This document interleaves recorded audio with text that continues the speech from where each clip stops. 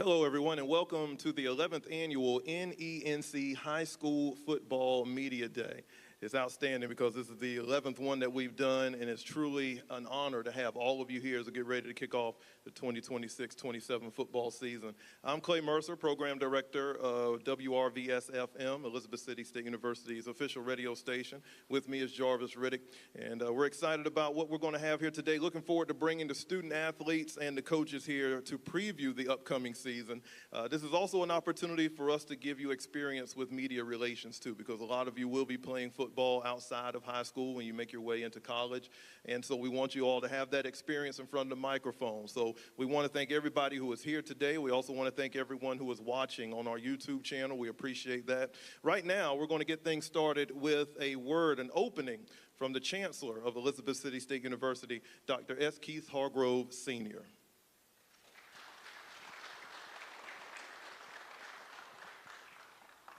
Thank you, thank you, thank you. Good morning.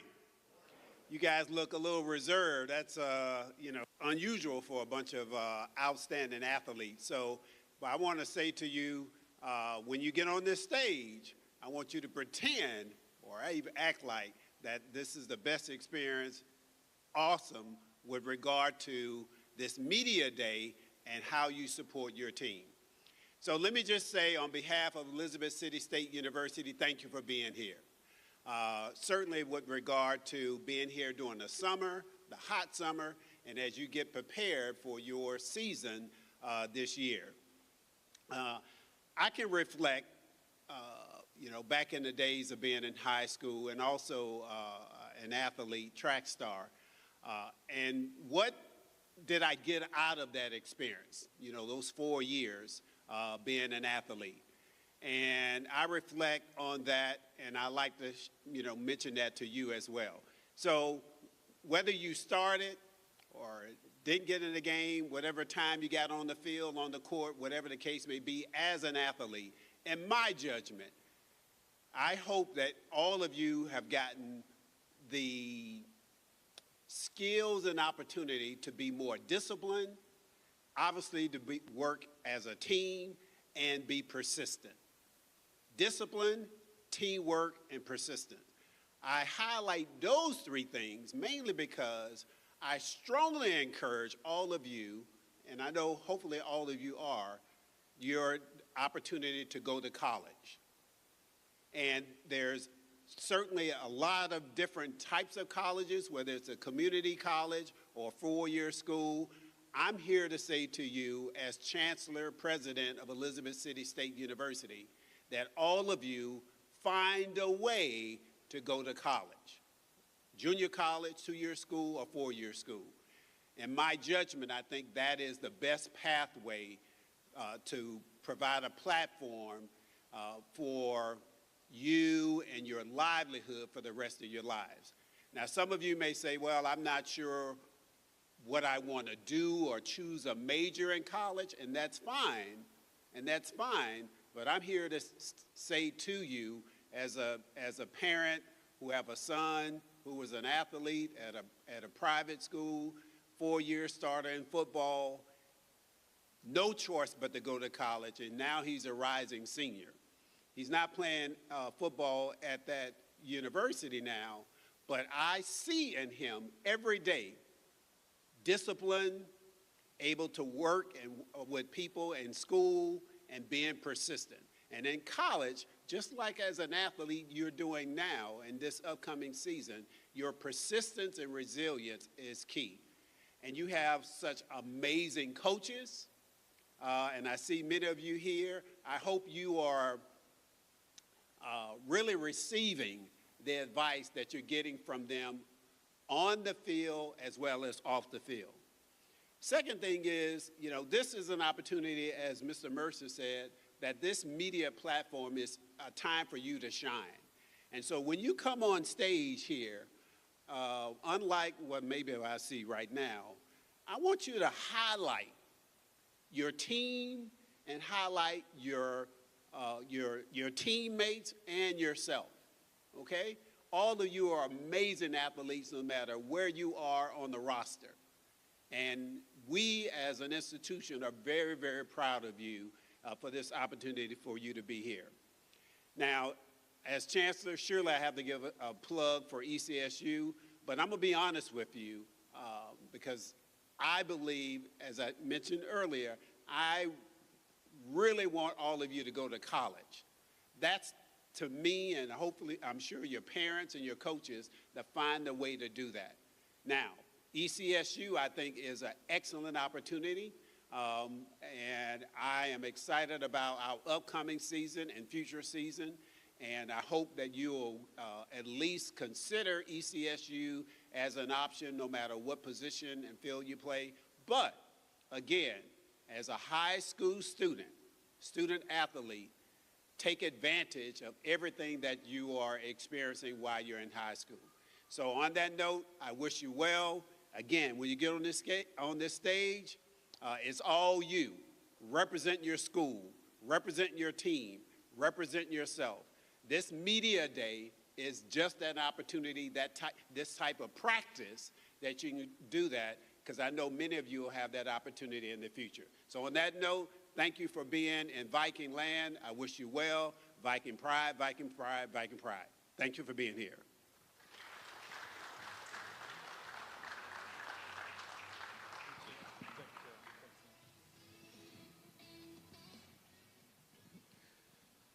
Again, we want to thank Chancellor Dr. S. Keith Hargrove, Sr. for being here with us again. Another round of applause for him. So your turn is coming up in a few moments. We're going to bring you up here to the stage. Just to give you a quick run of show, of course, we're going to have a little bit of words from the commissioner of the North Carolina High School Athletic Association, Ms. Q. Tucker. We'll be speaking with her here in a few moments. After that, we're going to have the press conference, so each of you will step up to the stage and get us a review of last season and get us prepared for the upcoming season.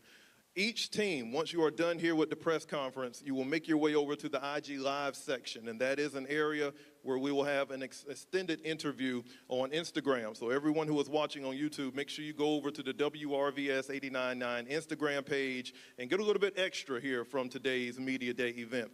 Then we will bring you back to your seats. Once the entire press conference is over, we'll have a break where you'll be able to get some food, a little bit of swag also from the radio station just to say thank you. And then we will move you into your skill and professional development sessions, which will take place upstairs. So that'll be coming up after the press conference is over. We're going to go ahead and get it started here, and very thankful right now that this lady is back with us again. Of course, she's getting ready to retire here coming up this year, but she has done a great job with the NCHSAA. She has been a part of this event previously, and I'm so happy that she has taken a little bit of time to be a part of this event and speak to you all here today. So without any further ado, I'd like to bring on the commissioner of the North Carolina High School Athletic Association, Ms. Q. Tucker. Let's give her a round of applause, please.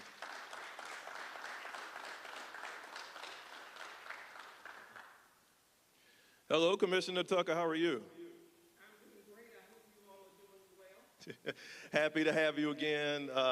We're so pleased, and I'm looking forward to having a conversation with you about so much. Of course, I just spoke about your retirement. I know that's coming up. We won't dwell on that too much because you've just done a wonderful job in your position, but we wanted to kind of speak with you and just kind of get some information and updates on what these teams can prepare for the upcoming season from the NCHSAA. I'll go ahead and let you take it over from here. All right. Thank you so much, Clayton, and good morning to everyone who is under the sound of my voice at this time.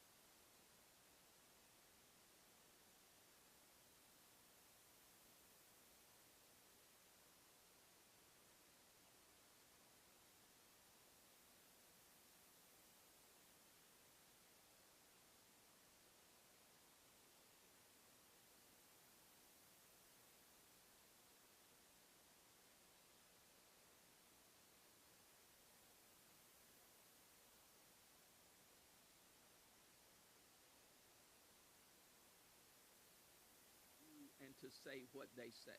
So I encourage you all to be great role models so that others see in you what they want to exhibit in themselves.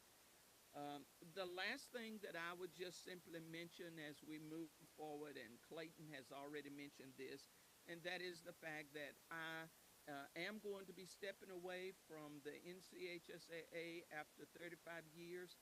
It's been a great privilege of mine to be on staff at the NCHSAA, and it's been my great privilege to be the commissioner since 2015. But I'm stepping away and looking forward to maybe, like I said, be able to drive to Eastern North Carolina on a Friday night and watch a football game and not have to worry about leaving work early or that I have to get back because I have something to do at work. And so I'm looking forward to that. And as I think about all of the memories and the people I've met along the way, certainly the people in Eastern North Carolina have factored into that. One of the first things I did when I joined the staff of the NCHSAA was to come to Elizabeth City and do a workshop. And we had coaches from Northeastern, Pasquotank High School, Camden High School, a part of that workshop because I was dealing with student services at the time. And a gentleman named Jerry McGee had me there, and we presented. We were at one of the hotels. I believe it was a Holiday Inn. But anyway, had a great time. So I've met great people in your neck of the woods, and will really go away from my role with some tremendous memories. So I'll stop right here, Clayton, and if you want to see if there are any questions in the room for me. And coaches, just so you know, there really are no NFHS rule changes. I think, if I'm not mistaken, there were very few rule changes in football from your NFHS rule book. Those will be presented and shared next week during the coaches clinic. So Clayton, I'll throw it back to you to kind of lead this next session. Commissioner Tucker, thank you for those words, and looking forward to our long-form interview coming up real soon. I'll be talking with you about that, but I do want to open it up a little bit. Do we have any coaches or anyone who has any questions for Commissioner Tucker while she's here? And you have any questions for her, I'll bring you the microphone and you can ask her directly. Well, looks like we don't have any questions for you. So, Commissioner, again, thank you so much for being a part of this event. I know with the retirement coming up, you're probably looking forward to it, but we do invite you to come on out here to Northeastern North Carolina and enjoy everything that we have, and to come back next year for the Media Day event when we do it again. So thank you again for your time. We appreciate it. Thank you so much, and good luck to everybody in the room. Have a great day. Enjoy the remainder of your summer. And as always, be the best that you can be each and every day. Thank you, guys, and have a great day. Thank you. Another round of applause for Commissioner Tucker, please.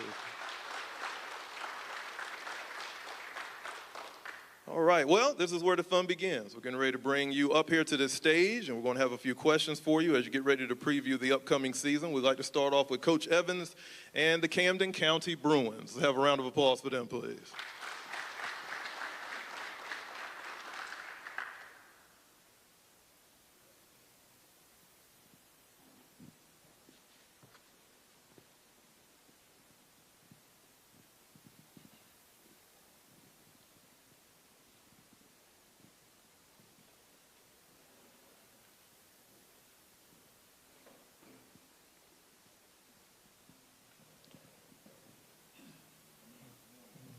Camden County Bruins coming off of a 4-8 season, 1-4 in the AAC. Of course, Coach, upcoming season, I know you've been doing some things during the off season. Talk a little bit about how the off season preparation has been, and also introduce your players that you have with you on stage.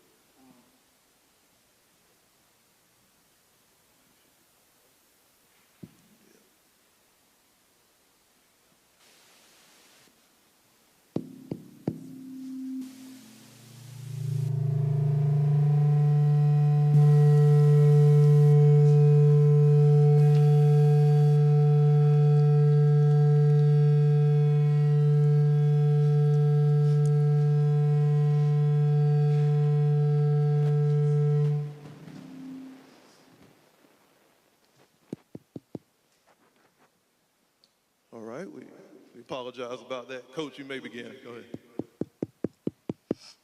It still ain't on. Oh, yeah, it is. Ooh, all right, we good? Everybody hear me? Yeah. Yes. But last year, man, it was a lot of learning curves and trying to learn our system and get things in place and get guys to understand the expectations that we have for them. This summer, it's just been a building block. Um, we're just trying to add on to what we were already set forth for the guys, man, and they're learning and growing every day. The guys that I have on stage with me, I have Javon Mitchell, Javon Mayo, Jalen Mitchell, and Adrian White. Jarvis, I'll go ahead and let you, if you have some questions for them, you may begin. First, Coach, my first question I'll have it to you, Coach Evans, is even though you didn't have the season that you wanted last year, what are some positive takeaways that you can extract from that season? Last year, like I said before, just setting the foundation and getting guys to understand the standard and the expectations that we have for them for a day-to-day basis. Last year, of course, didn't go the way we wanted it to go.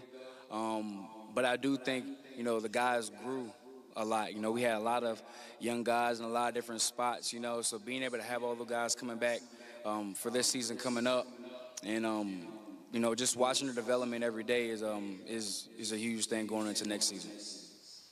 And also, speaking of the expectations, try to expound on that a little bit more, and what are some core values that you try to instill in those players?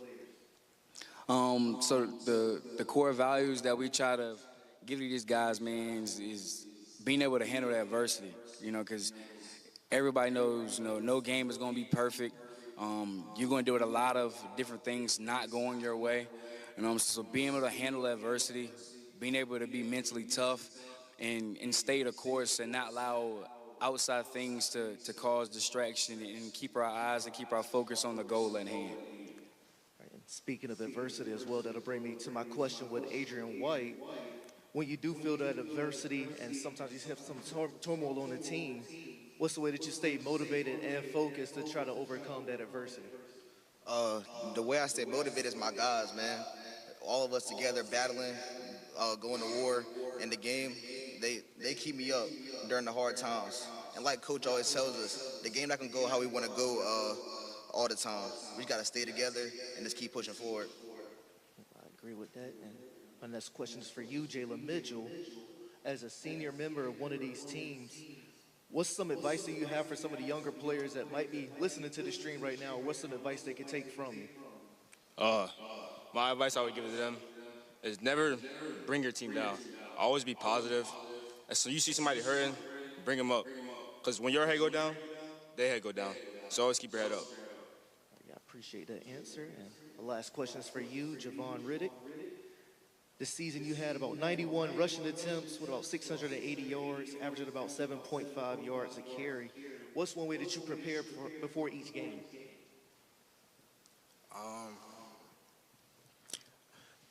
Can you repeat that last part again? What's just one way that you prepare mentally and physically before each game? Like, what's the way for you to get locked in? Most importantly, my guys. Everything I do is for the team. The coaching staff. And it's just bigger than football. Like, you gotta, I'm not just playing for the 11 on the field, playing for the coaches. I'm playing for my county. So I just try to put on for everybody. Thank you. To Coach Evans, being in this position, I see a little bit of a culture change happening at Camden. Can you speak on that culture that you're trying to build there with the Bruins? Yes, sir. So, the biggest thing is trying to change the narrative, on Camden, in previous years, people see Camden as a program that isn't as strong in the football. A lot of us think of it as a basketball school, but we're just trying to change the narrative, and we're trying to become a school all around in every sport. And also, too, man, trying to get the kids to understand, at some point, you're going to stop playing. So who are you outside of that? So being a upstanding citizen, a high-character guy, So when the helmet comes off and the jersey comes off, and you're still a respectable young man, and people still look to you to be a leader off the field, you know. So we're just trying to change the mindset on the field and off the field as well. I like that. One of the questions, my final one, is for all of you. We're going to start with the players, and I'm going to start down at the far end, and we're just going to each. When you're getting ready for game day, you have your headset in, and you're playing music. What artists are you playing? What song gets you motivated for the game that's upcoming? We're going to go down the line. I'll start off with you. Oh, gosh. Well, I think the boys know when you listen to that young boy for the game, it gets you right. So that's what I've been listening to. First, I always listen to a gospel song. It's like We Win by Kirk Franklin and Lil Baby. I always listen to that song before a game. Anything by Prada. Coach Evans, what about you? For me, it's J. Cole. You know, I know being in this spot, being the head coach, I gotta keep a level head. So listening to J. Cole definitely keeps me being too high and being too low. So that's what I listen to before games. Yeah, like, nice little variety, and I kind of like that. Let's give a round of applause to Coach Evans and the Camden County Bruins.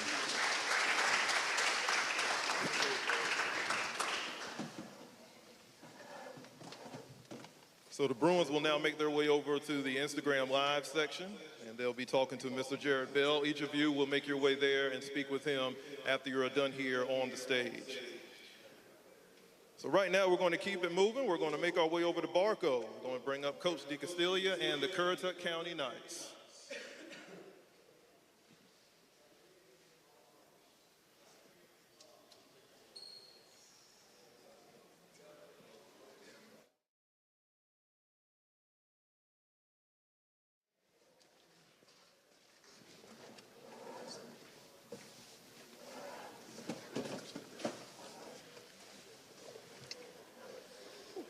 The Knights are coming off of an 8-3 overall season, 4-1 in the Northeastern Coastal Conference. Coach DeCastilia, if you could take a little bit of time to introduce the players here that you have with you. Well, actually, I told them when we were sitting down, I'm going to let them introduce themselves, if that's all right with you guys. My name's Easton Binkley. I'm Carter Williams. I'm a senior defensive back. My name's Dylan Serafis. I play O-line and D-line, and I'm a junior. Coach, if you can, just going back last season, some of the experiences, if you could just recap that and what you can take from that to build and get ready for this upcoming season. Well, I think this season coming up is going to be very different from last year. Last year, we had a ton of seniors, 21 seniors we lost, a lot of talent, a lot of kids that have been together and been on the varsity with us since their sophomore year. This year, we have 8 seniors, I think, and half of them weren't even with us last year. So our team's going to be very young, made up mostly of juniors and sophomores. It's going to be a different year. You know, last year we were able to get away with some things due to our athletic ability and speed. We don't quite have that much this year. Not saying we don't have any, but we're going to have to be a lot more technical and fundamental this year than we were last year. As far as all-season workouts, I'm sure they have been going pretty well for you. I want to kind of go through each player and kind of ask you specifically what have you worked on this off-season to get you prepared for the upcoming season? Me personally, I just build strength, try to build some speed, and get better footwork. For me, we've been in the weight room all spring, and then just been working on technique every day, trying to get better, trying to be more technical. For me, I'd say also weight room, more on like agilities, and classroom, a lot of classroom reading with whiteboard and everything. How has the coaching staff prepared because of the turnover that you have coming up this season? What are some of the things that you all, the conversations that you all have had to get the new players that are coming in acclimated to what they're getting ready to deal with? Yeah, pretty much some of the things that they just said. Obviously, we need to get stronger because we got a lot of young kids. Classroom time, when it's too hot, we just get in the classroom, do some whiteboard stuff. We split up offense in one room, defense in the other, young kids in one room, older kids in the other, and flip-flop. Just taking the time to really dig into the nuts and bolts of the offense and the defense with them, and then just get them out on the field and try to put it all in action. Jarvis, any questions for Coach? My first question goes to Easton Binkley. when we're talking about getting prepped physically during the off season, you were talking about the weight room and everything. Do you have any weightlifting goals? I see some of the maxes up here. They're pretty impressive. So are you looking to max out anymore or go up more in weight? Oh yeah, I'm always looking to max out. I always try to push myself to be the best in the room. The next question is for Carter Williams. How do you think the coaches would describe you as a person and as a player? I think they would describe me as somebody with high energy, that knows what they need to do, and then just helps their teammates get better. I have a question for Dylan Serafis. At least the stats say you had at least a couple pancake blocks, my apologies. I know that probably gets you a bit fired up, and that brings me to like when I've noticed sometimes during the games, you have a great student and fan section. Did that really light a fire under you, or do you just try to stay locked in and drown out the noise? It's always cool to get fired up.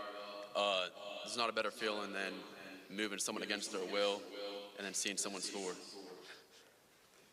And I got a question for you, Coach. I see that Carroll has a new athletic director. Do you have a chance to meet him? Just describe how he is as a person and what expectations and goals he has. I've only spent a little bit of time with him, but he seems very high energy and intense.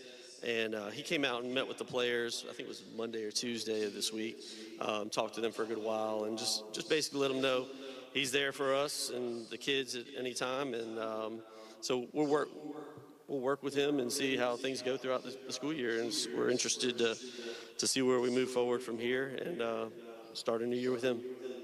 One more question for you, Coach. You were saying that you lost a lot of speed with these seniors, but what's some things about this new team that stands out, or what excites you the most about them? For these guys, the most of them are very they're very coachable, and sometimes when you have athletes that are the higher end athletically, they're not quite as coachable because they feel they can get away with their talent making up for their mistakes. With this team, we're going to have to minimize those mistakes and go lean on our fundamentals more. Currituck Knights, August 21st, game will be against Nasman Suffolk Academy. And August 28th, they travel up to Chesapeake to take on Deep Creek. It's Coach D. Castillo and the Currituck County Knights. Let's have a round of applause for them. Thank you.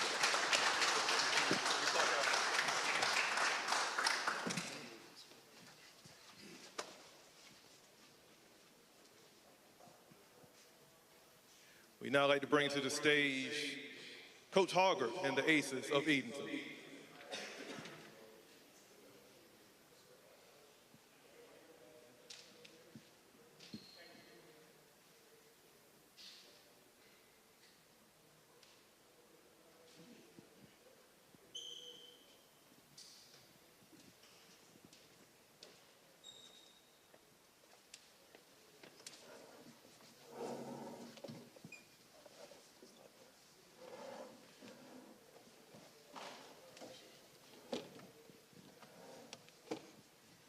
Aces coming off of an 8-5 overall record, 5-0 in the conference. And Coach Hoggart, this is the 11th one. You've been here for many of them.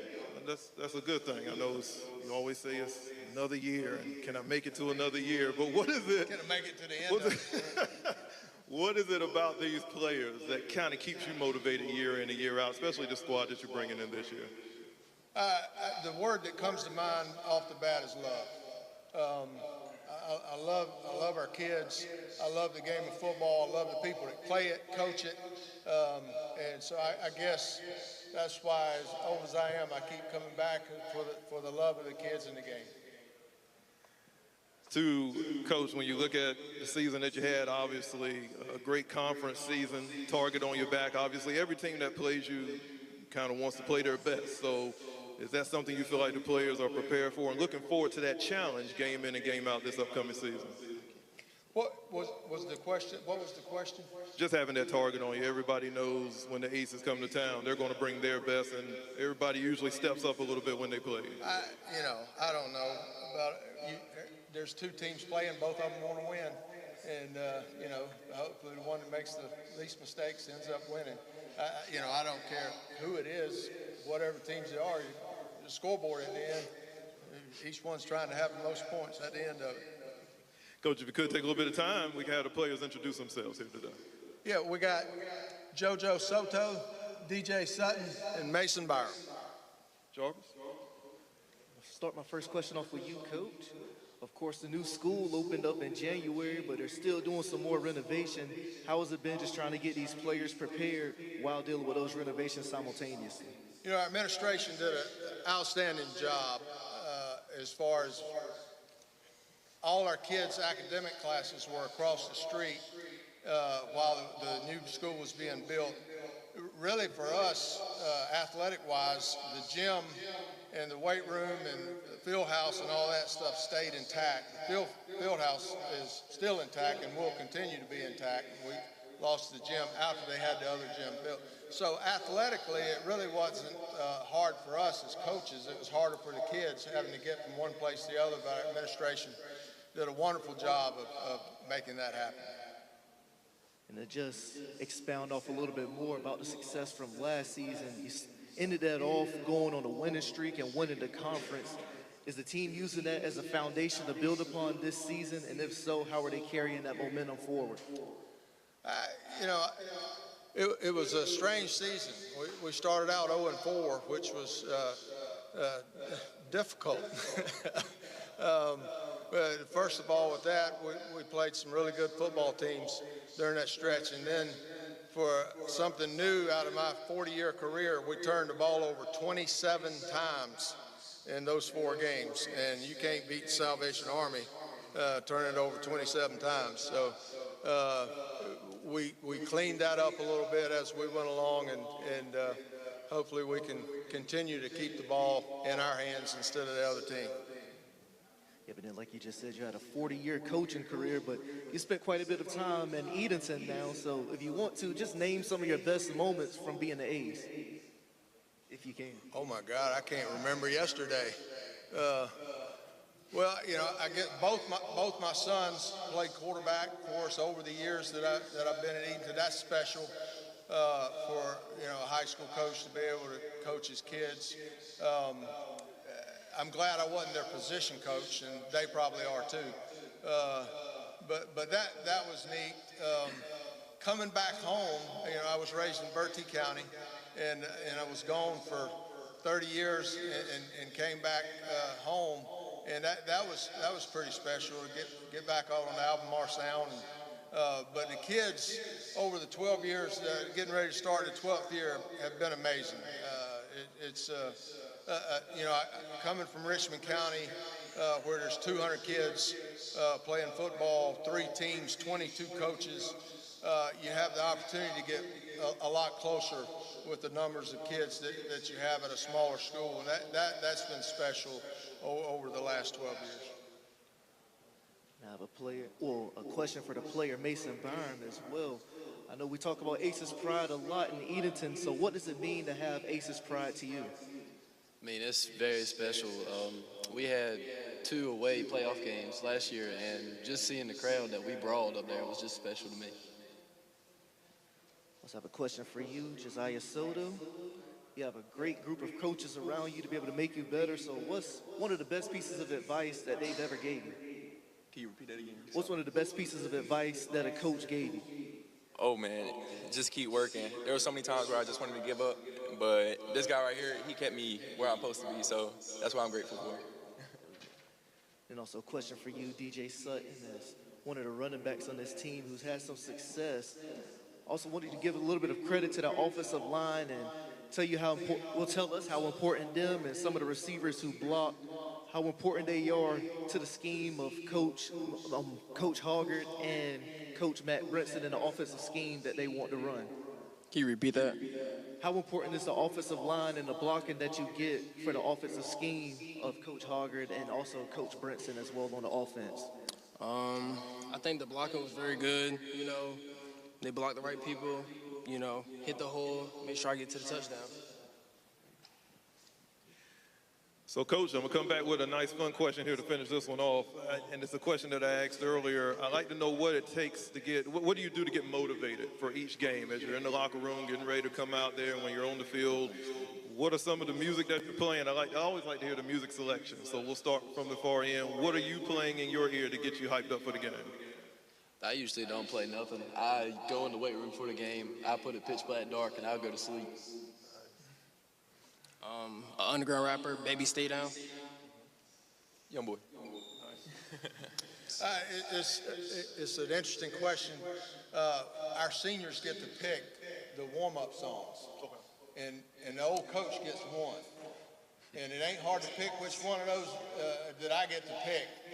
So last year it was Chris Stapleton, It Takes a Woman, which was dedicated to my wife. Nice. She's been with me for all these years and put up with me, so I dedicated the song to her. That's a good answer, Coach. We appreciate that. And really, finally, Coach, I'm going to finish it off with you. And just, you know, he talked about that pride that they have in Edenton. Speak about that community love and just how much it means not only to the team but to you over the years. Well, there's not many town schools left. You know, things that have changed. If you think about it, John A. Holmes High School was built in 1950, and it's still been in the same place in the same town for all those years. And so our community has pride, not just in football, but just whatever was going on at the school, because it's right in the middle of town. And I think those situations are special, and they're not as there's not as many of them out there as there used to be. Used to be, way back, every town had its own high school. And Edenton has been able to hold on to that identity. But it's really nice to come out on Friday night. One thing that I would challenge our fans to do is get there on time. They come about midway through the first quarter. Once they get there, they're ready. But you know, you come out there for warm-ups and you look and you're like, oh man. But they get there and cheer us on. Edenton is definitely a special place. The Aces will begin on August 21st with a game against the Panthers of Pasquotank County. Let's have a round of applause for Coach Hoggard and the Aces of Edenton.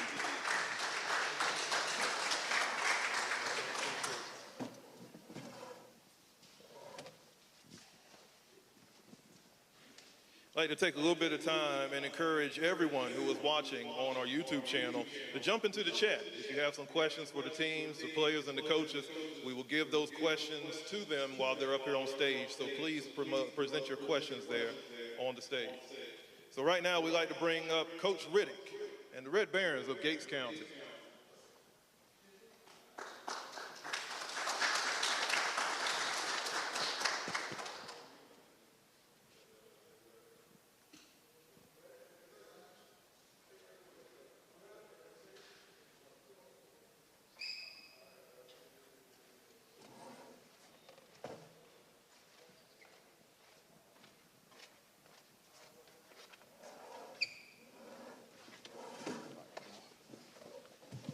Red Barons coming off of a 5-6 overall season, 4-1 in the conference.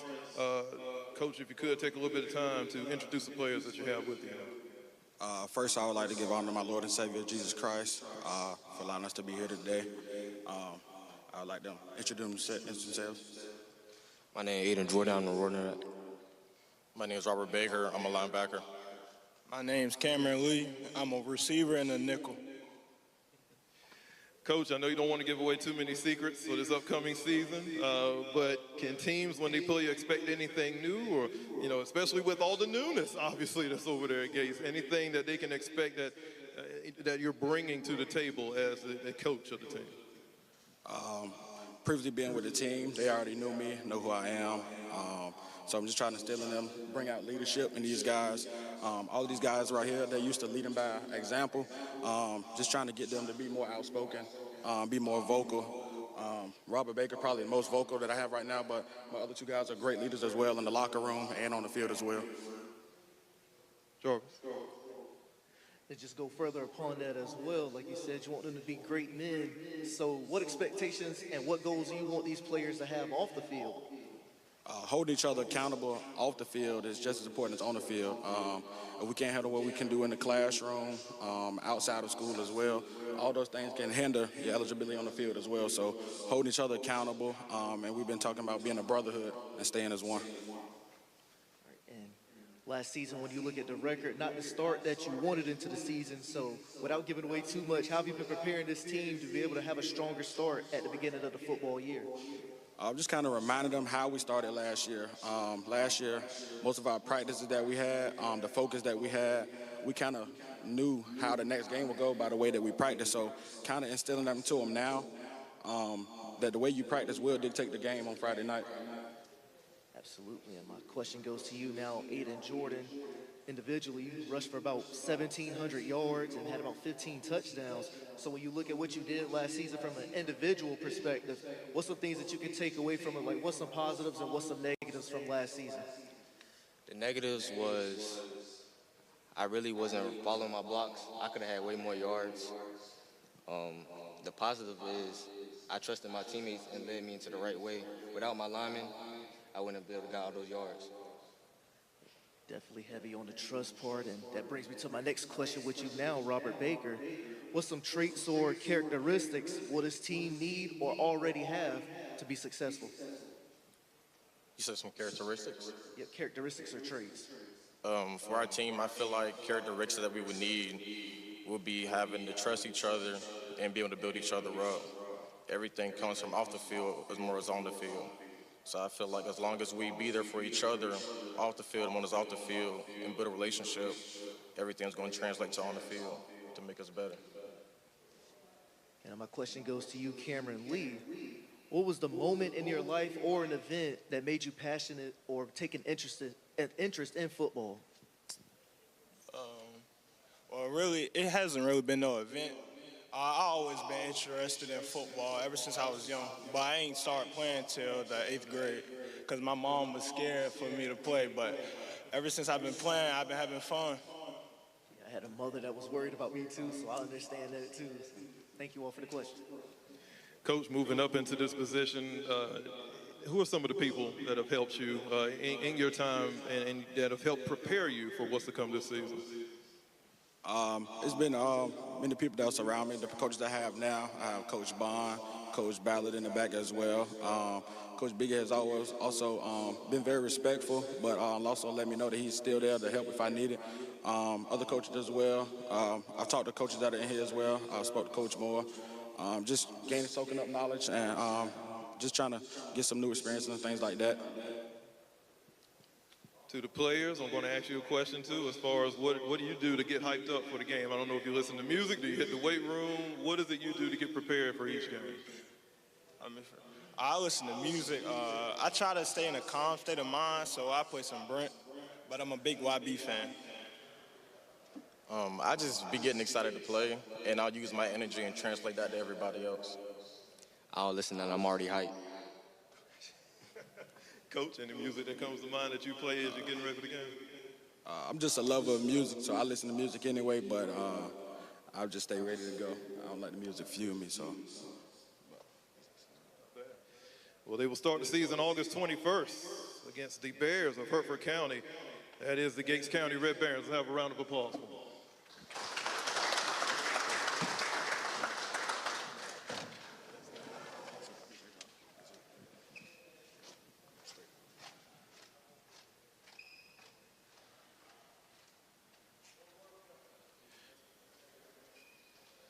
Speaking of that team out of Ahoskie, they're coming up to the stage right now. Let's have the Hertford County Bears make their way to the stage.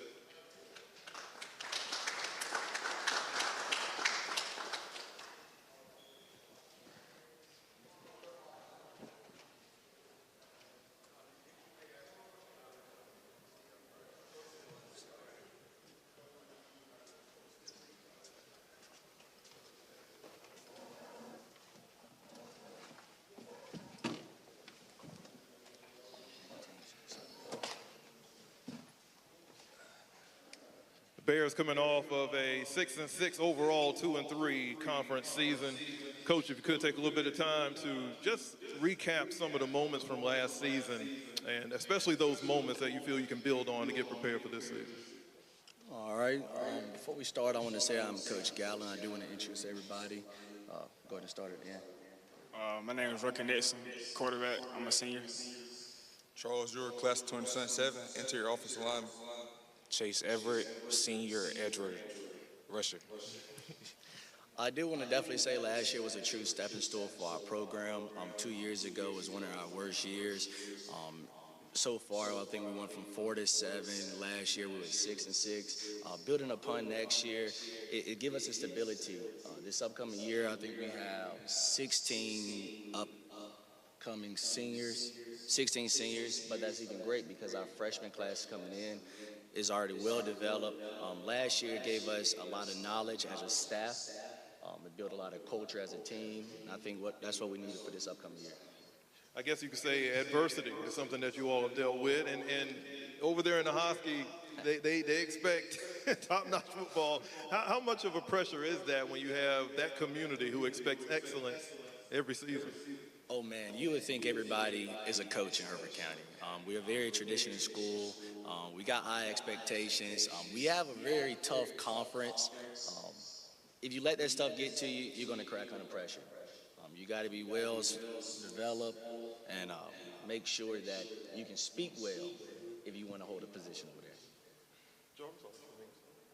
And I promise you, I'm not pocket watching, but I did notice, though, that y'all were doing some donations and did some fundraising. I saw that you all met the goal, almost double the amount that you made. So if you want to, do you want to thank anybody that contributed, or while you have an open mic, want to say thank you to the fans or have anything to say to them?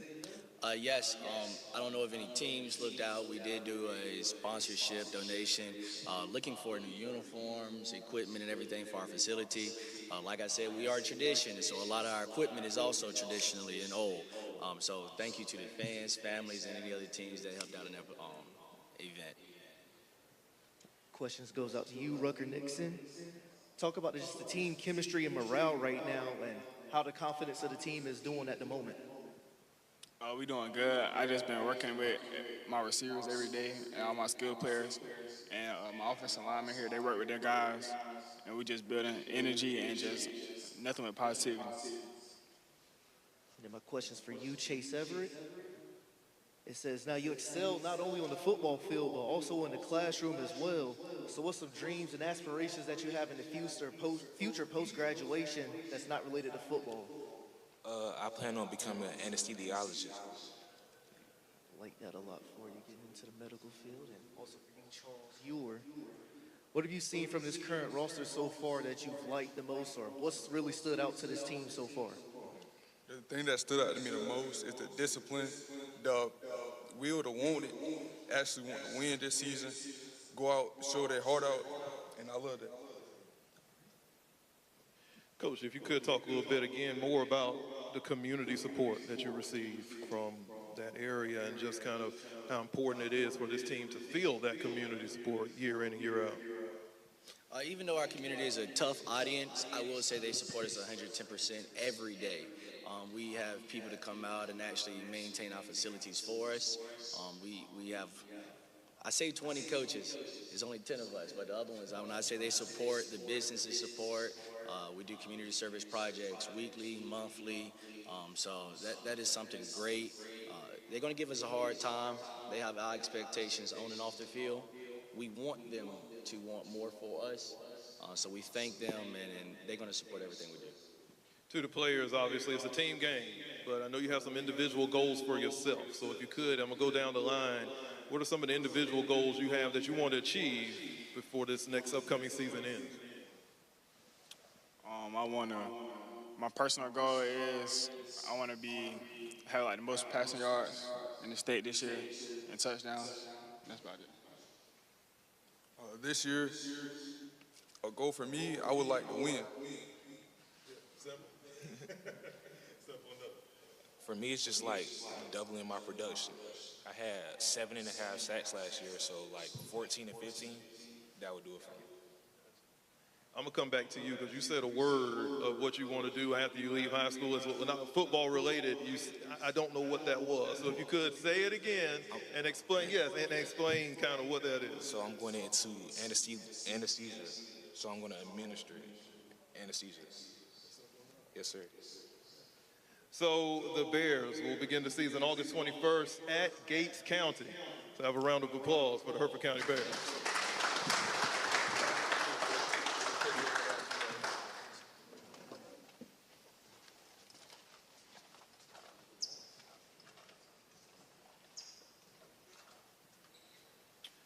Going to move on here, and again, if you are watching on YouTube, we thank you for watching. We appreciate that. If you have any questions or comments that you would like to present to the coaches and players, please present them in the chat.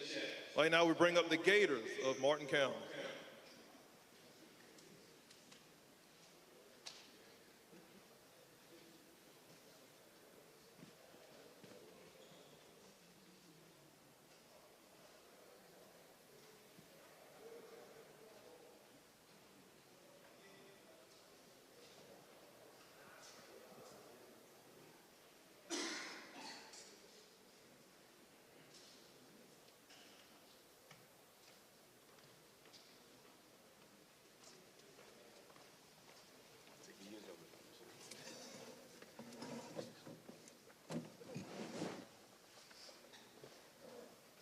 Martin County Gators 8-4 overall, 4-1 in the Northeastern Coastal Conference. Obviously, a good season for you, Coach, overall. And, you know, I know you always, as a coach, you always try to do the best that you can every year. You've been a great addition to this program. If you could take a little bit of time first to introduce the players that you have with you, and then we'll talk a little bit about this past season and some of the special moments for you. I'm going to let these young men introduce themselves. Kyrie Jones, I play offense and defense. Noah Congleton, I play offense and defense. If you could just take a little bit of time to recap last season, not only just the special moments, but, you know, things that you can take from that to build upon this season upcoming. No, I think there's a tremendous amount of things that we can build upon from last season.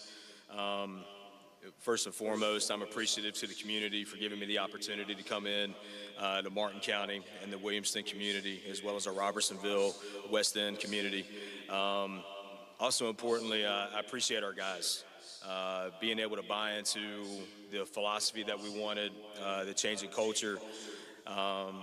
It's not an easy place to come into, especially for somebody that's not from Martin County. But these guys, they accepted coaching, they accepted hard truths, the discipline and everything that we tried to instill. And we're still working on a lot of things that we started from last year, but really appreciative of everybody that was involved in that process. And it seems being real with the players and having those real conversations, there seems to be a trust that's building between, obviously, the coaching staff and the players. Talk a little bit more about that culture that you're trying to build at Martin County, because one thing I know about you is this consumes you. It seems like day in and day out, you have this on your mind, trying to tweak and make sure the team is the best they can be. First thing I'll ask you is that culture at Martin County, if you could describe it, and then I'd like to, if you could just speak on some of the players that have that same mentality of just that go-getter mentality, making sure that they give their best day in and day out. Some players you might want to highlight. I think it all starts with the people that you put around you. We were able to build a phenomenal staff that comes to work every day, is able to coach our kids and brings a plan to practice. We're not just out there rolling the ball around. We have a vision, we have objectives and goals each and every day for practice. And if we can win the day, we just stack days. That's all we want to do. When we have an administration that kind of buys into the same mindset that you have and the vision that you have set forth, and it's a shared vision, special things happen. But again, it goes back to our guys. You know, we can sit there and we can have the best scheme on a whiteboard. We can have the best playbook. We can have, you know, $100,000 in the football account. Doesn't matter if your guys don't buy in and your guys don't, you know, want to play the game the right way. Really appreciative that these guys come to work every day. They don't complain. They don't gripe. It doesn't matter if it's hot outside. It doesn't matter if it's storming. We find a way to get the job done. And these guys are hungry to continue to grow and develop, whether that's in film, whether that's in a weight room, whether it's in the classroom. These guys are constantly trying to find a way. And there are some hot days here in Northeastern North Carolina. To the players during this offseason, even through those hot days, I know you've been preparing yourself. What have you done during the offseason personally that's helped you build and enhance your skills for the upcoming season? Just staying in the weight room, hydrating, working on my body, just working hard. Sir, same thing, weight room, been outside, hot days. Just working, grinding, honestly. Coach, he been a real big impact on me. So, yeah, just been getting on there. Yeah, question for the entire panel. Who's a player on the team that's not here right now that everybody in this area should be on the lookout for? I mean, I know what you want me to say, but and of course Jordan Mathewson is a great football player, but I want everybody to understand he's a better person. He's just an incredible young man, but I'm actually going to say Pete Moore. And also the players, you got anybody else that we should be on the lookout for, or anybody that stands out too?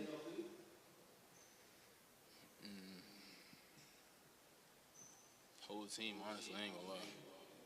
Whole team. Speaking of the whole team as well, a very competitive team that you have. And when you look at last season, out of the 4 losses that you had, 3 of them came from like single digits and very close games. So I just want you to talk a little bit more about the competitive nature of this team and the fight that they had.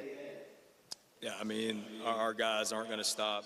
We're going to fight to the last whistle, and I think that's important. I think that's part of the mentality and the culture of our guys, and for them to accept that as fast and quickly as they did was important to me as a coach and our staff.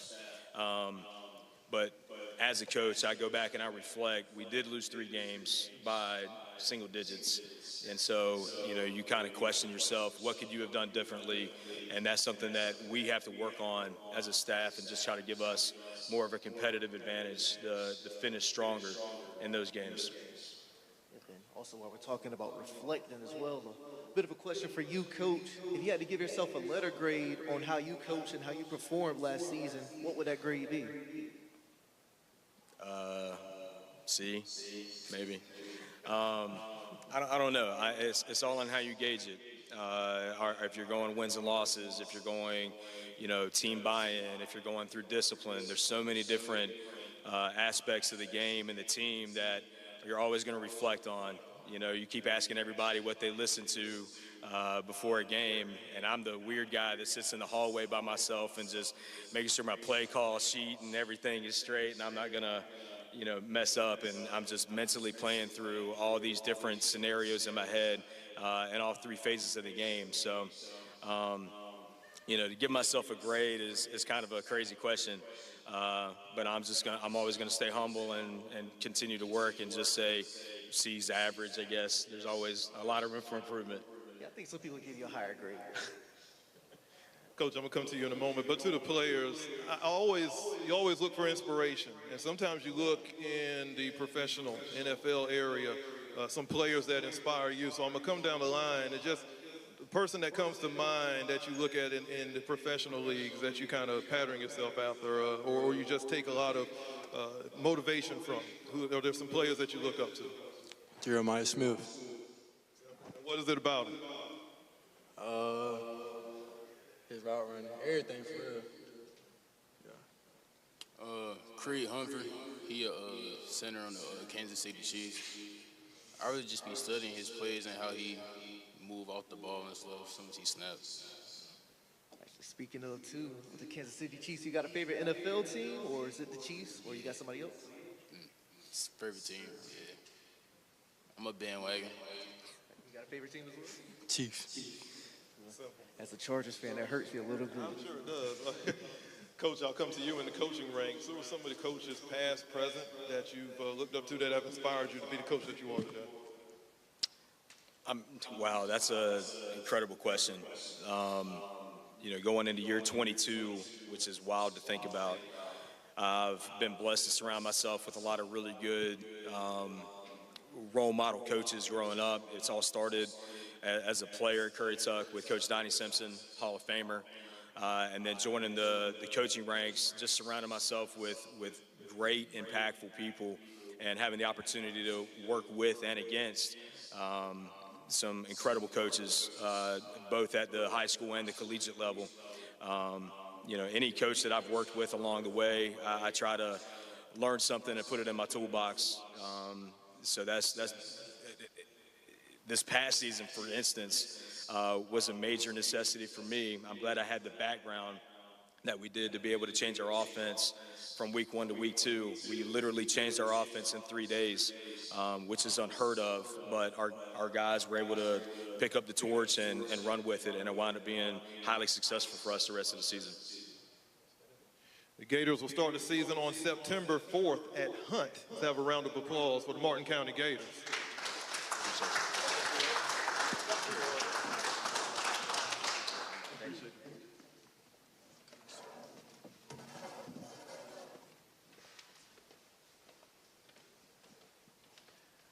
At this time, we'd like to bring up the Eagles of Northeastern.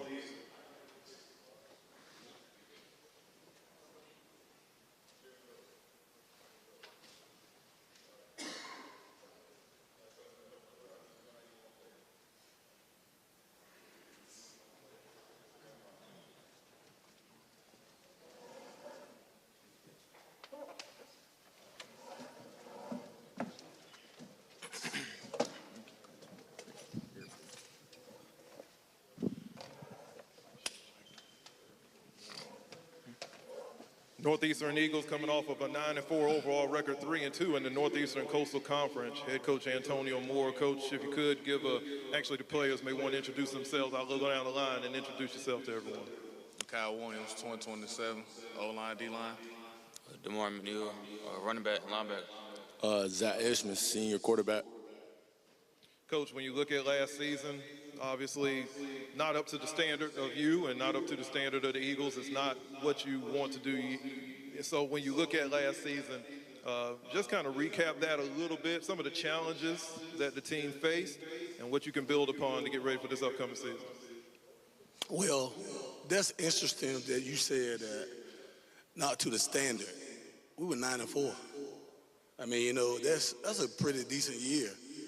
But I understand, you know, we didn't win the conference last year. Our conference was really great last year. And the injury bug hit us. And that's one thing that I'm not used to. We usually have a little more depth, but we didn't have a lot of depth last year. And a lot of those young guys came in and played some games in the season. But I will tell you by the end of the year, going to the playoffs, we got people back, and we kind of look like Northeastern again. Coach Moore, when I was at one of the meetings you had not too long ago, I think one thing that stood out to me the most is just the community support that you garnered and also the amount of resource it takes for this team. So if you want to, just talk about the support that you get from the community, the other students, and more importantly, the parents of this Eagles organization. Well, yeah, I mean, we have a great support system with our parents. You know, they're used to winning, and it's a lot of pressure on these guys. And I think last year was, I mean, you know, it kind of helped us. You know, it humbled us a little bit because, you know, winning year in, year out, it kind of put things in perspective. You know, on a yearly basis, anything can happen. But even though the parents still stood behind us, you know, the community stood behind us, it's nothing like a good Northeastern home football game. Got DJ Rucker out there. We have all the support in the stands. They're dancing, having a good time. So that always continues. And to talk about that a little bit more, too, I'm going to put us on the hot seat a little bit, me and Mr. Mercer here. What's some things that we can do as a station and as a network that we can use to help enhance the community engagement? Or what's some things you want to see more from us? Well, I'm going to be honest with you. You guys do a lot. I mean, just being there, it's always great to see you guys walk in before the game. And I could tell that you guys love it. I mean, y'all went to Pender winners. We went 3 hours away. So, I mean, you guys do a tremendous job. I think you guys are on point, and there's nothing else we can ask for you. I got a question for you, Zach Ishman. Well, for starters, I do see receiver Tavon Bell in the crowd, but just talk about some more of the receiving weapons that you have on this team and how they make your job easier as a quarterback. We got Aiden Holly. He's a great route runner, smart guy. We got Brian Evans. He gonna go get the ball. He's a fast guy. He's also one of our smarter senior receivers. And then we got Tavon Bell also in the chairs. He's a dog, man. Ain't really too much to it. He gonna go get it. And we have Aaron Crutch. He's another playmaker for us that is gonna be a great player this year. Last season, you had over 3,000 passing yards, and you had a touchdown to interception ratio of 36-8. So what's some more expectations that you want to get, or what's some more milestones that you want to hit in this upcoming season? I want to be the best quarterback in the nation, and I want to break my school passing record, and I I want my guys to be high in the rankings with receiving yards. Another weapon that you also have beside you is Damari McNeil as well, a running back. He can also catch some passes as well. I see you're very passionate about the game out there on the field. So what's one thing that helps you be so passionate about the game of football as well? Really, Repeat that one more time. Repeat it one more time. Yeah, what makes you so passionate about the game of football, or what's one thing that really makes you excited about this sport? my work ethic.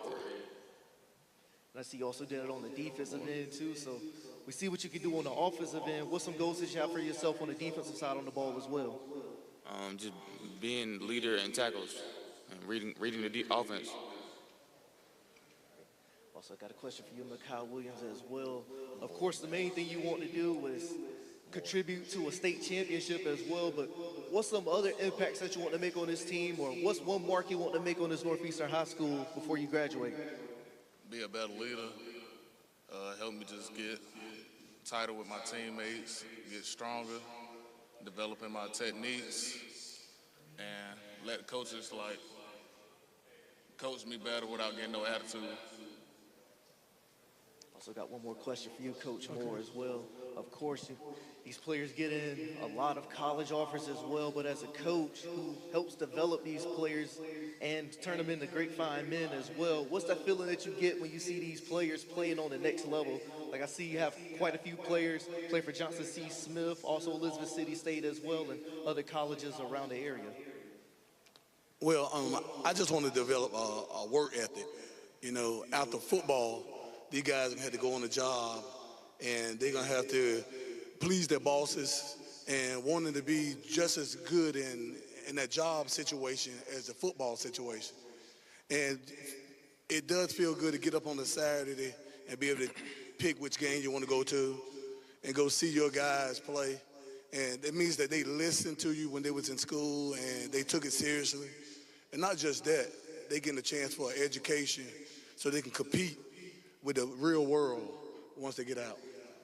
And that's something that's always been important to you, not just what happens on the field, but what happens in the classroom, preparing the players for what's to come after high school is over with. Coach, you talked a little bit about depth, and you talked about the injuries that you were able to, and it's hard to prepare because injuries will happen at any moment, but how do you feel about the depth of the team going into this upcoming season?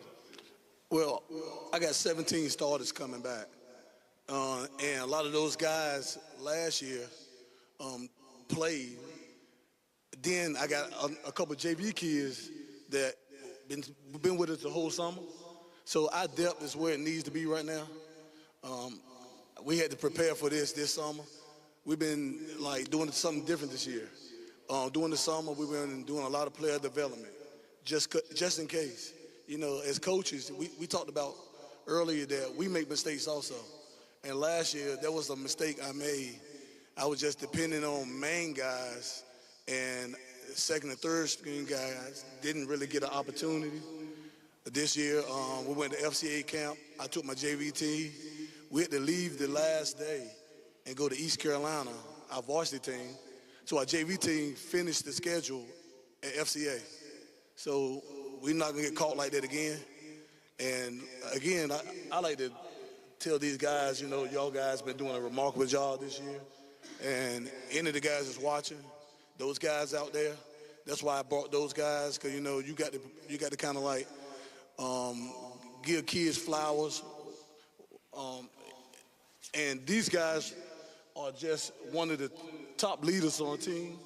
These guys, I remember when we went to a conference and we was out on a dead period, and I got a call that the team was practicing. These are guys that put it in order. They had like 25 guys out there practicing without coaches. So that's what it's all about right there.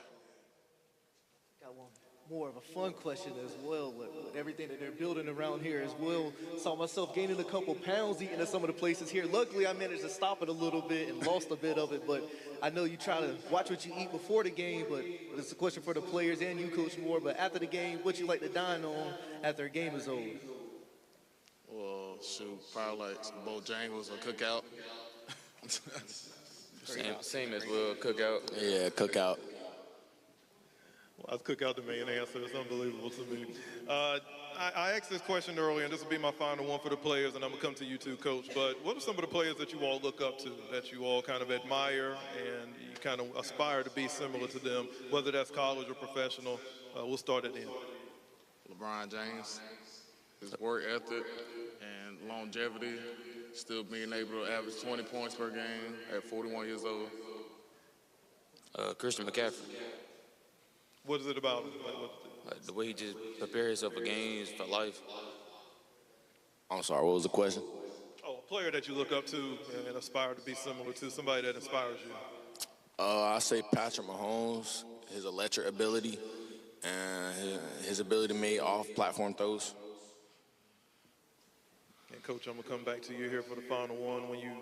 Your career has been long, it's been historic. You've had a lot of accolades, but this upcoming season, I know you always challenge yourself, and you challenge your coaching staff also. So, what challenges do you have for this coaching staff? What goals do you have specifically for you as a coach and the coaching staff this upcoming season? Well, I have a good coaching staff.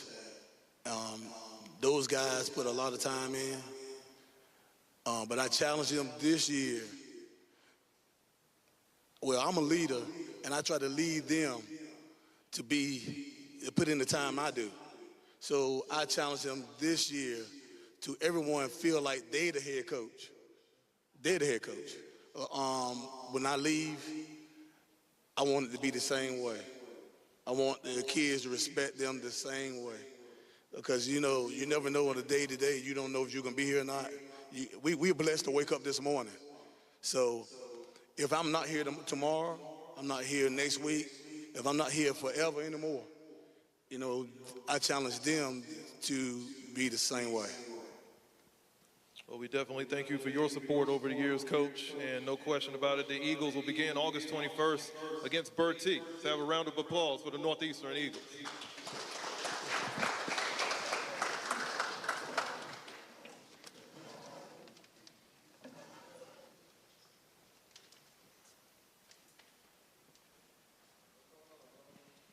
At this time, we'd like to bring up the Pirates of Perquimans County.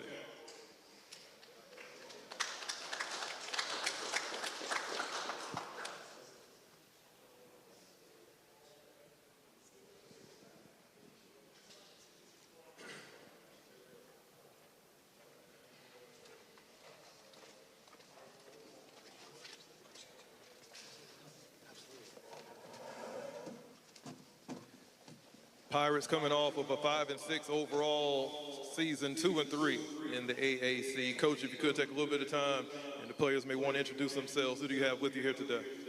Yes, sir. I'll let them introduce themselves. Sam Lane, 2027, O-line, D-line. My name is Roy Powell, 2028, wide receiver and defensive back. My name is Stephen Elliott, class of 2027.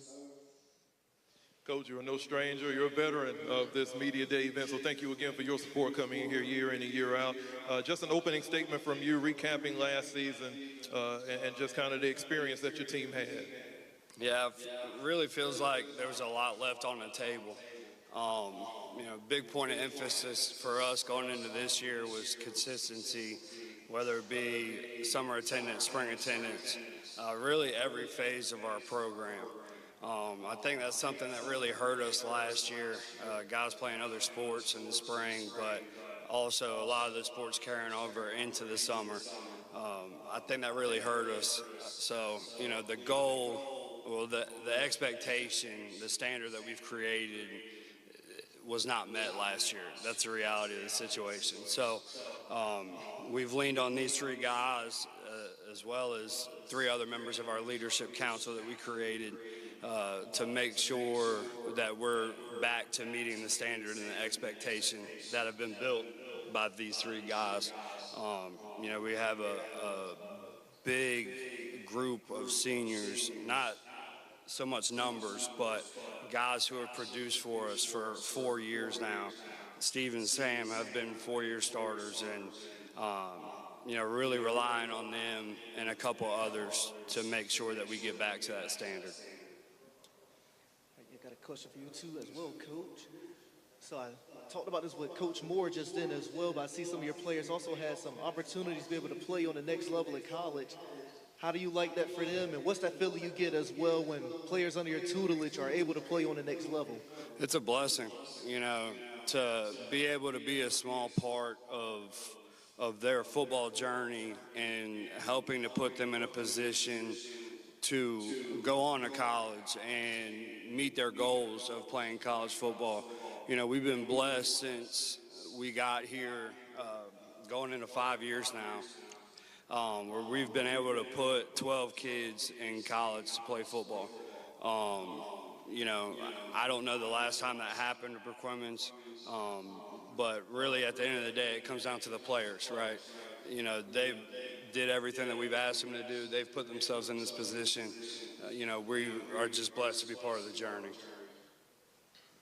Also, I had this question intended for Sam Lane, but I think the other players can answer this as well, but especially for Sam Lane, to see if my information is correct. He took some pretty difficult classes while still maintaining a high GPA and having some other activities. How are you able to balance your studies, your commitment to football, and any other extracurricular activities, and being able to just balance and juggle that forward and still do what you need to do? Really just managing time, like between school and football. I don't know, just managing time. The other players can answer that as well. If you do have any other extracurricular activities, how you balance that with your studies and playing football and still trying to get some personal time in too. I just had to stop doing some things that I normally would do if I didn't, was taking them classes and doing extra study and stuff like that. Yeah, I would say time management and just singling yourself out. You can't go out to all these parties with a whole bunch of other people, like what your friends doing. Just, yeah. I guess what's the thing that you all are looking forward to at the season as well? Of course, winning the state championship is one goal, but what's another goal that you all have, or what's a milestone that you all want to achieve before the end of the season? Really just growing together as a brotherhood and a team. Just getting better every day. Just having a better season than last year, coming off a losing season, just getting together as a team and getting our chemistry better. Yeah, I just want to win. Also, as well, we were talking about players doing things at the next level, whether it's on or off the field. So I know Sam Lane as well, I'm pretty sure you probably have some things that you want to do outside post-graduation with the other players as well. If you are going to college, what did you want to get your degree in, or what profession did you all want to get into when you ever graduate? Maybe something like sports management or some type of business. Yeah, I want to try to start my own business. I want to be a pediatric nurse. As well from you all. Thank you. It's good to see entrepreneurship. Coach, if you could take a little bit of time, it takes a strong coaching staff to build these guys year in and year out. Show a little bit of love to your coaching staff and how important that relationship is between the coaches and the players, especially that respect and that trust. I appreciate you asking that question, because I try to make sure that our coaching staff knows how much I appreciate them. I've had 3 guys on our staff who have been with us for at least 3 years now. This is the first year that we've had the same staff, collectively. With us going to the 7th to 9th grade JV model, we've added coaches. But the group of coaches that I have, I hold on to them as hard as I can. Not only are they great coaches, they help me with a lot of things program-wise, but they're phenomenal people. They're phenomenal men. They're men of great character. They love our players. They love our program. They love our community. I can't say enough about them. I think 2 to 3 of them could go on right now and be very successful head coaches. But they have a commitment to our program and a commitment to our kids and our community that is so strong that they're willing to pass up those things because they care about Perquimans County more than caring about going to try and be a head coach. So I love him to death. You know, we're all great friends. We have a great time when we're together. And I'm extremely, extremely blessed for that group of men that I have with me. A lot of support there in Pacoima. When I go on Friday nights, they're up in the stands supporting you game in and game out. To the players, my final question to you, who's a player that inspires you that's playing at the next level? Somebody that comes to mind that you look at and say, that's the type of player I want to be on the next level? I'd probably say Lane Johnson. Just the way he dominates in the trenches, it's just inspiring.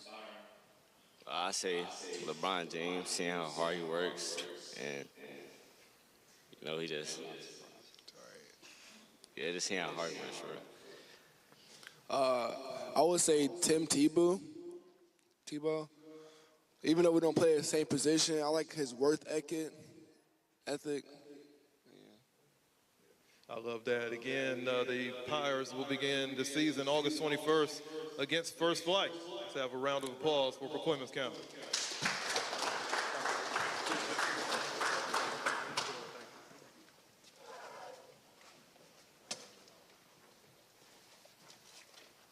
At this time, we'd like to bring to the stage the Panthers of Pasquotank County.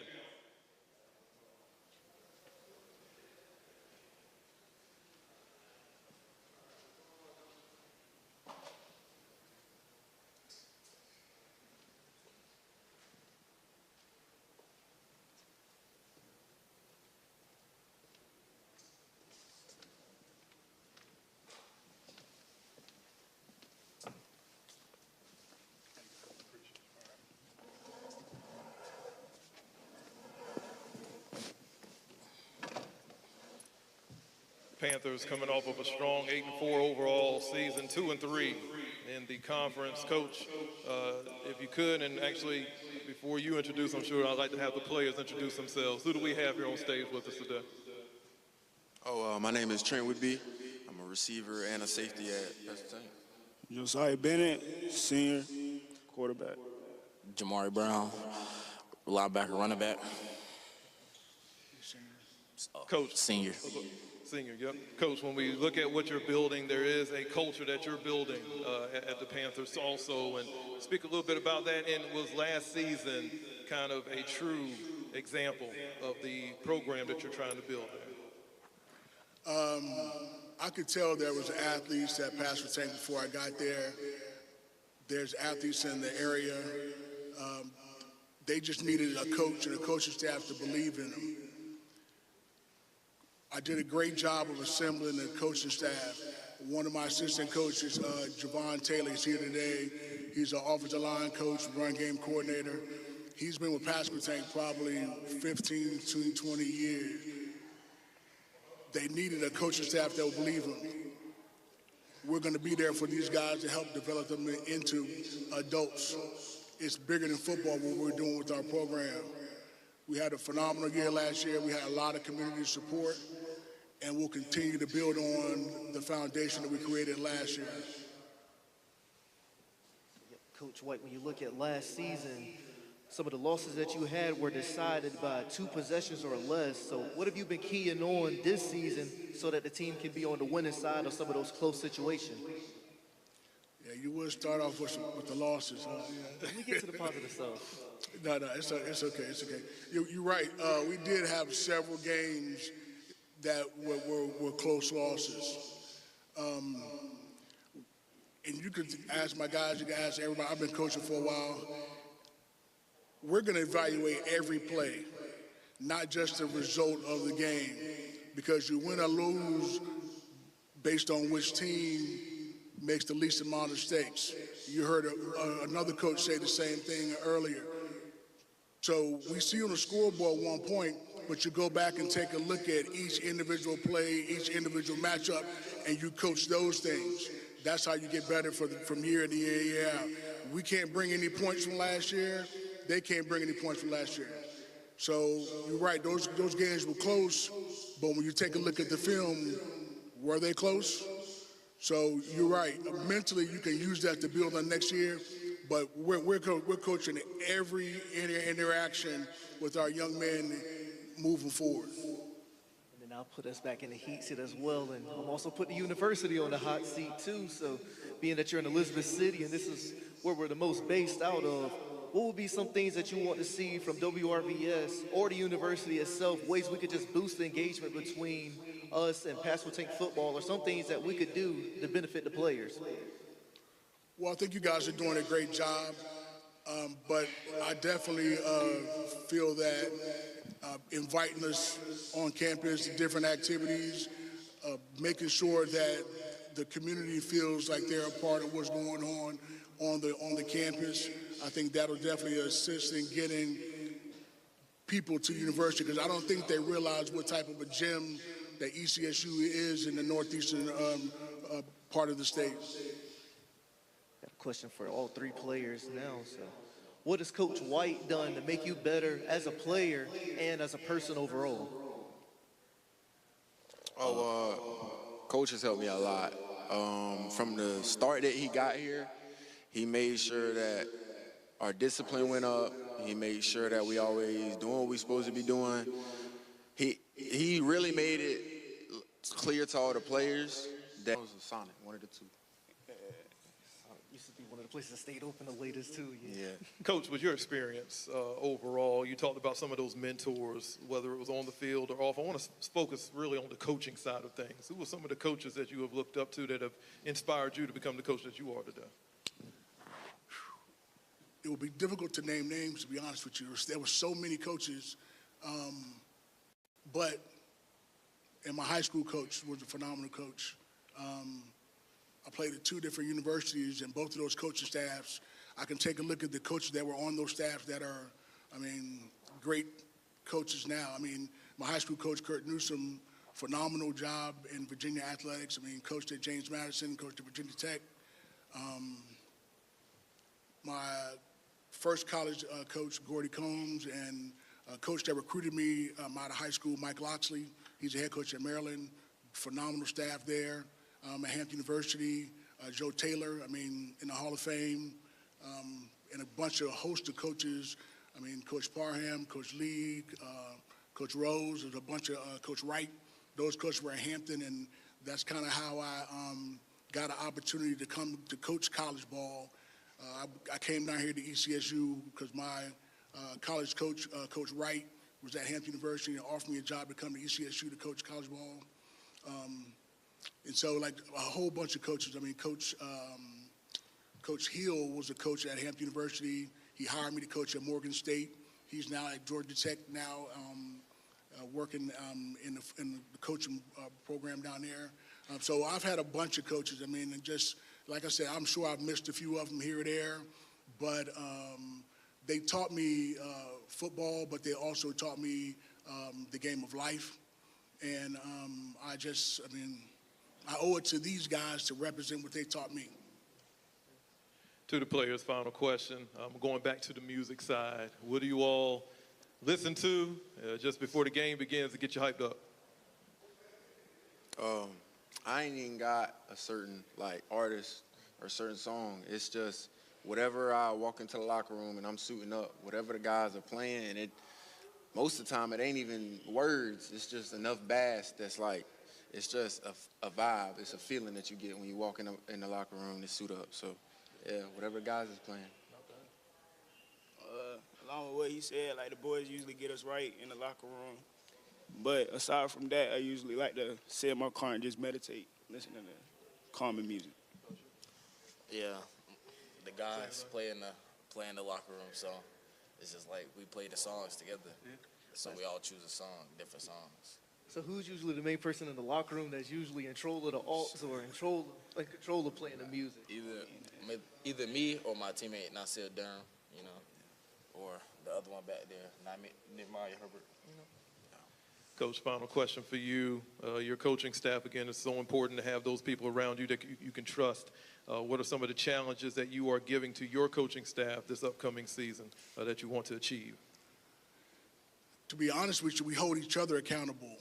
Part of my staff, like I said, there were a few coaches that were on the staff before I got there that when I had a chance to evaluate them and decide whether they were going to stay or not, we kind of came to a mutual agreement that those guys had the same vision that I did. So I know they love the program, so that's no problem there. I brought in a couple coaches that I coached with in college that coach with me that they're doing a phenomenal job, and they challenge me. It's a give and take with that, and it's not like I'm just leading in one direction. I mean, they're pulling and I'm pushing, and so it works in a great fashion. And there's some guys that I coached in college that have come back to now pour into these young men. So it's a give and take. I mean, if they're not challenging me, I'm challenging them. So I mean, it's not like I'm just the only leader out there. If you're a good leader, you have to be a good follower. So. It's so good to see the Panthers on the rise, and they will start this upcoming season August 21st at Edenton. Let's have a round of applause for Pasquotank County.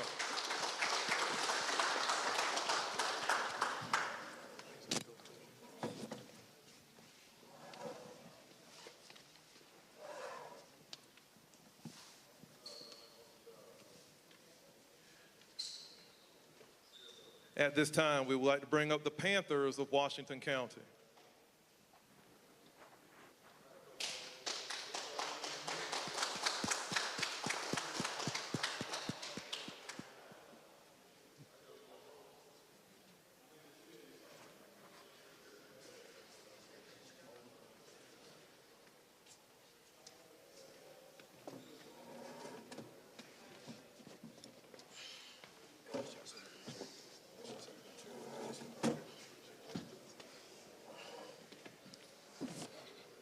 Washington County coming off of an even 5-5 record overall, 1-2 in the Eastern Carolina Conference. If you could, go ahead and introduce yourself, and if the players would introduce the ones that are here to talk. Yes, sir. Coach Brooklyn Spivey, assistant coach. Kimani Jones, QB, DB. Michael Stallings, offensive line, defensive line. So Marion Jackson, O-line, defensive line. Coach, if you could give us a little bit of a recap of last season, just opening statement of what you all learned about your team last season that you'll be able to take into this upcoming season. Yes, sir. Well, biggest thing for me that I learned for the kids is they gained a lot of confidence throughout the season. Just wanting to get better, trying to get better. And that's what I learned the biggest from them.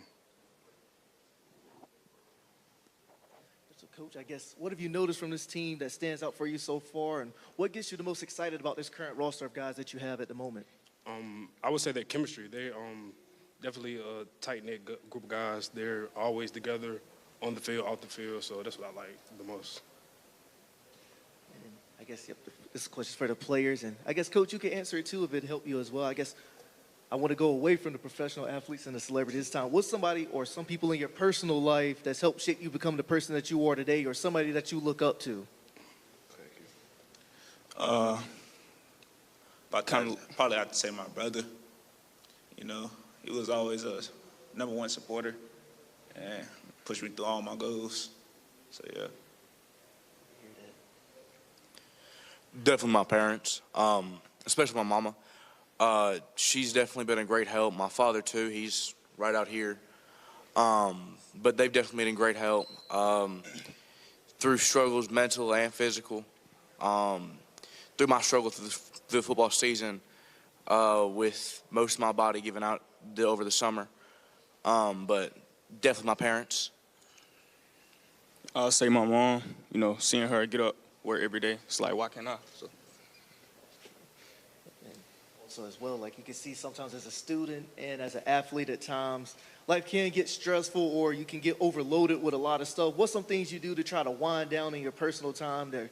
Something to ease the stress off of you, to just get away from everything? I probably have to say, probably go in my backyard, probably lift some weights, probably get a little training and footwork, you know, get a relief off mine. Talk to my family and friends. Lay down, listen to music, you know, rest my bones. You know, just the people I'm around with, they definitely are a great help for me. Rest of my mind, rest of my body. But yeah, no, definitely the people I'm around. I go talk to them, ask them for help, help them. But yeah. I'll say music and football. I guess, Coach, what do you do as well when you're not busy preparing for the next season or the upcoming game? I got a little girl at home, so I sit with my daughter, and I do play the game, so I play the game. Play Madden, 2K. That's about it. Glad to hear that. Coach, if you could just talk a little bit about the community support that you all receive year in and year out. Obviously one of the smaller schools here, but regardless of the small size, when that community comes together, just has a big, big impact on the team. So if you could speak a little bit about that community support and how important it is for you and the squad. Yes, sir. The community is definitely big in Washington County, period, especially with the past history that they've had of the winning in Plymouth and in Crestwell as well. So that's definitely big for us that, the younger community and the older community both coming together and help us, definitely. To the players, obviously this is a team sport, but obviously you have individual goals. What are some of your individual goals for this upcoming season? I say get better at techniques, get some more footwork, get that winning mentality in my head, and support the team. Definitely get physically better, get physically stronger, faster, more agile.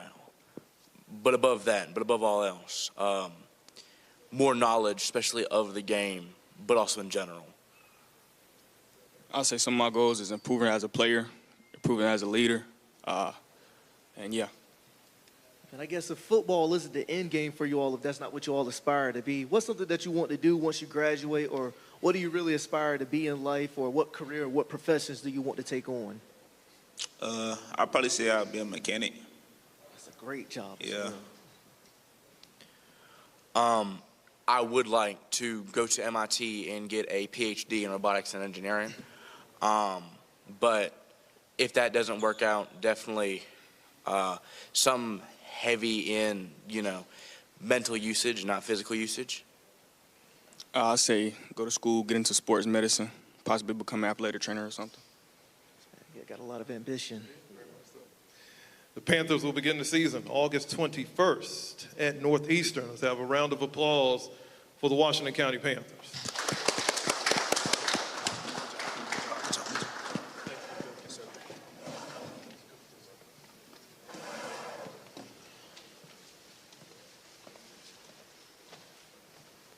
Well, that will conclude our NENC High School Football Media Day press conference portion.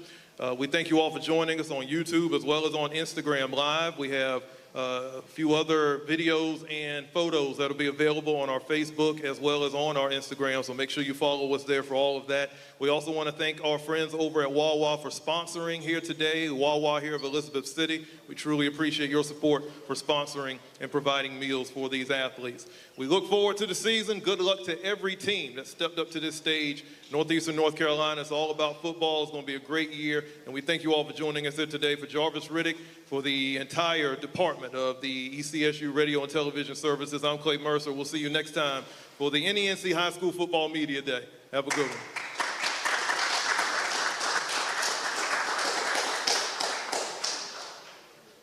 So as of right now, we're going to have a break. We're going to be taking photos. And